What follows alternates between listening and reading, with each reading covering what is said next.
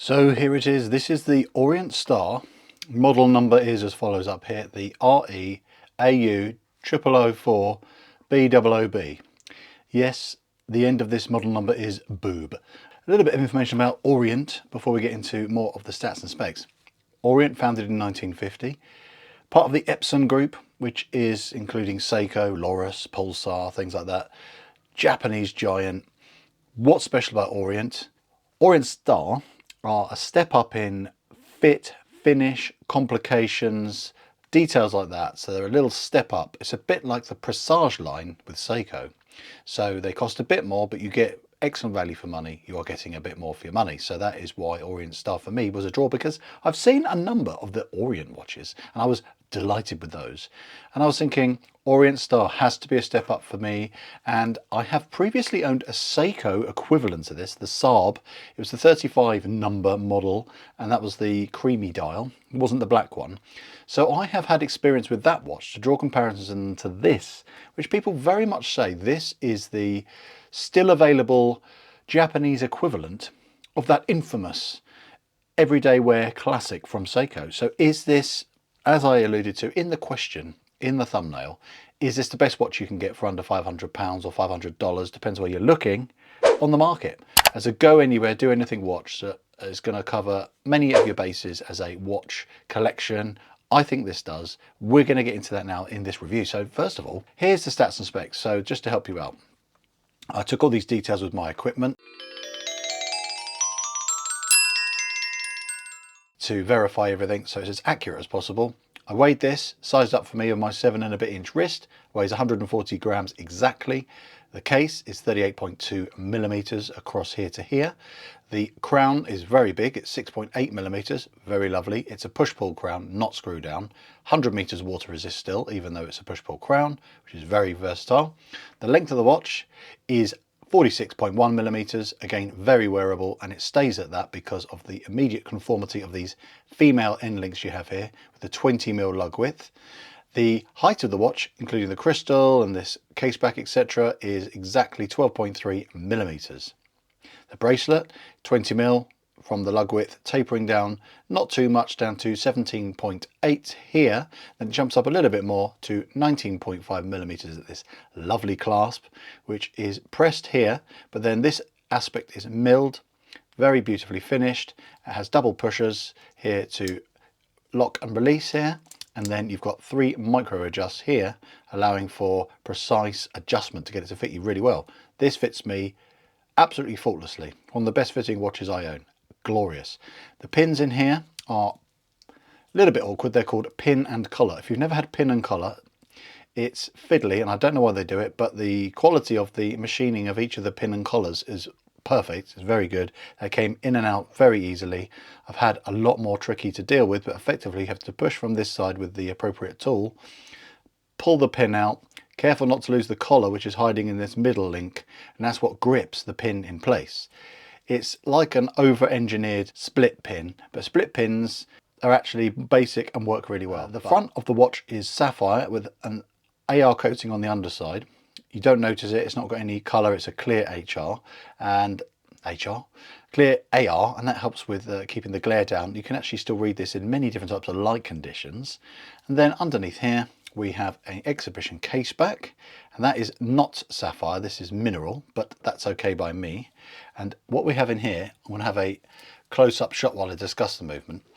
The movement in here is called the F6N43. It's a made in Japan, produced in Japan, in-house at Orient, which is fabulous to know for this kind of price point, which I'll get to in a minute.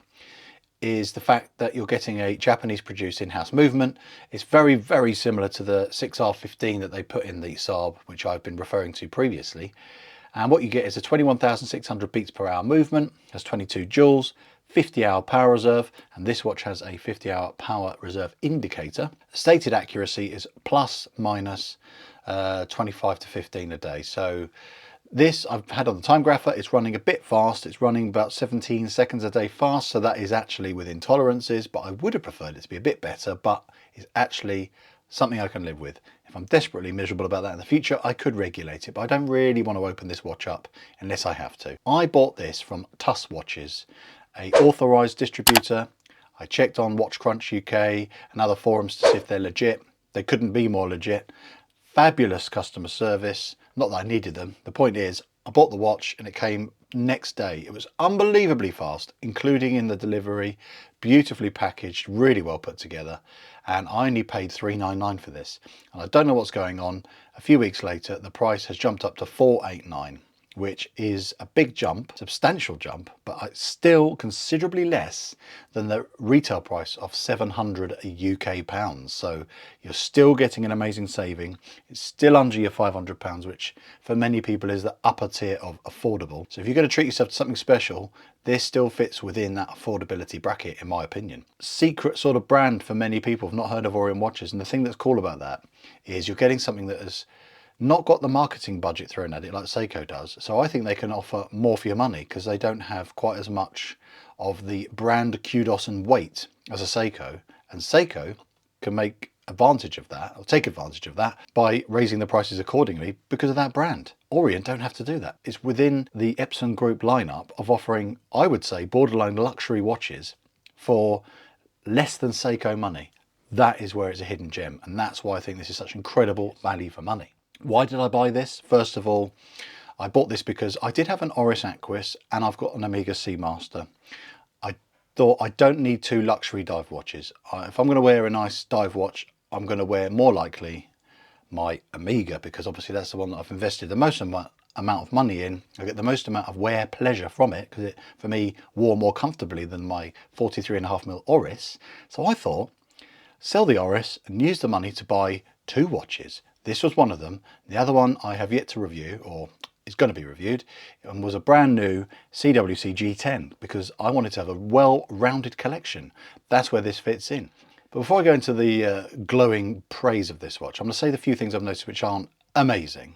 And that is initially the accuracy of this movement. It wasn't incredible, as I've said before, and I'm not blown away by the finishing on the indices. It's only really scrutinise and look hard under certain light conditions.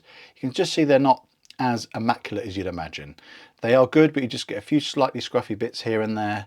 Very hard to see. And on the polished elements on some of the indices, you do get, looks like smudges, but it's not. It's just not as super crisp as it could have been. Even though the brushing is incredible on this watch, there are a few places where it's just a little bit slightly wavy. By wavy, I mean it's straight here, but sometimes it looks like it's going off at a slight tangent. But that's me being ultra picky and scrutinising. Another thing is, I would have liked one more micro adjust if I was being ultra picky. I did get good fitment, but I think for many people they would like a little bit more of an option. And the other thing was pin and collar. Once it's done, it's done. It's really, you don't have to worry about it after you've done it, but the act of doing it is a lot more fiddly compared to some other methods like screw pins, etc. And some might say it looks a bit cluttered and not symmetrical with regards to, you go down the centre line of the watch, you've got the 12 Roman numeral at the top and the 6 Roman numeral at the 6. No other Roman numerals anywhere else. At 3 o'clock you've got the date complication, and then at 9 you have nothing. So at 12, 3, 6 and 9 you've just got a variation of different things. But if you look down the centre line of the watch, you have got a lot of action going on. You've got the, I'd say, the Roman numeral. The power reserve indicator looks like a Cheshire cat smiling. It's the first thing my wife said when she saw it. She said, the watch is smiling. And then you've got the hands, of course. Then you've got the Orient Star automatic above the 6. And then you've got the Roman numeral at the 6. And then some more text either side of the Roman numeral down the bottom there. And then, of course, at the 3 o'clock, you've got the slightly cut out indice there with the date window, which is white. Could have been better maybe in black with white text, who knows. It still somehow works, but there is still an element, a little bit, of the symmetry being knocked off ever so slightly. But I still think it's a stunning, beautiful watch. This, weirdly, is a criticism, but to photograph this watch and film it is really difficult because it's really a lot of reflection, and the contrast with the polished indices, etc. and hands against this very shiny black dial, it's really hard to film. And then you've got some glare off the Sapphire. It doesn't do justice for how stunning this actually looks in the naked eye in natural light. It is incredible, really easy to read. At night it's not going to be as good as some Seiko models, surprisingly, considering it's owned by the same group and they're notorious for Lumi Bright, excellent lume. The lume in this is not spectacular, but it's not bad. It's above average.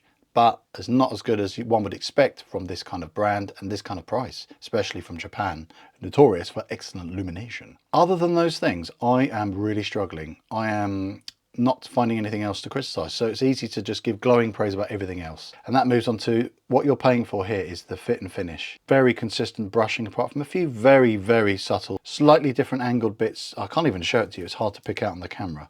But some places where the brushing doesn't look as breathtaking as the rest of it. If you look at the case side, it is really, really lovely. Slightly coarse looking, but again, with the naked eye, it's beautiful. And the contrast between the brush sides and the top of the lugs and these polished chamfers here are really well done. And the polishing is so well done. That's why it's hard to photograph and video, because it's such a deep polish. It almost reflects black, and it's such a flat, smooth amount of polishing. As you can see, there's no ripples anywhere. Same with this polished bezel here. Beautifully done. And again with these lovely polished elements in the bracelet, just to break up the amount of brushing there is. I think it's such a tasteful blend of polishing and brushing, which takes this from being sporty and dressy. That's why it works so well. I love a brushed crown, because that bugs me when this part of the crown is polished, because it just gets so grubby easily. It's nice that it's just got a little chamfer around this crown here, just to break up the brushed elements. Again, it's such a well balanced look. Even the indices and hands have got an element of brushing and polishing. And those two different finish elements, the brushing and the polishing, really help this be what I call a light catcher. It's like a disco ball, the way it catches the light, and it glitters almost. Like you can see from my shots when I was filming outside, it sparkles, and that gives it the dressy element. But then when you actually look at it and wear it, it's got the brushed elements to stop it looking too fancy and too polished. And this black dial, in some lights it looks dark brown, but it's a gorgeous deep black with two contrasting finishes, a slightly brushed element, and it's really hard to pick out on camera, as I said before, but around where the indices are, it's one kind of directional brushing, and then the middle is like a sunburst. Again, I'll pop up macros or outdoor shots which help show that a bit better, because it really is difficult to shoot. Another thing I really like is this. Initially I thought it may be a bit too cluttering, but this power reserve indicator is a really helpful thing, because if you've got, say, 3 or 4 watches in rotation in your collection, and you wore this a day or so ago, and you're not quite sure how much is left in there before you need to maybe wind it a bit, this really helps show you how much juice you got left in the tank. So it's great to just give it a quick boost by manual winding, and you see that dial go up quite quickly. It doesn't take as many winds as you think to get the power back up. This movement is another thing, even though I complained about the accuracy not being great, but look at the finishing of that. It's got the Geneva stripes, it's got perlage on the movement itself, and then applied onto that rotor, which is skeletonized slightly, the Orient Star in a contrasting gold color. Really pretty, and it just looks so expensive having that extra level of finishing on the movement. The versatility of this thing is stunning.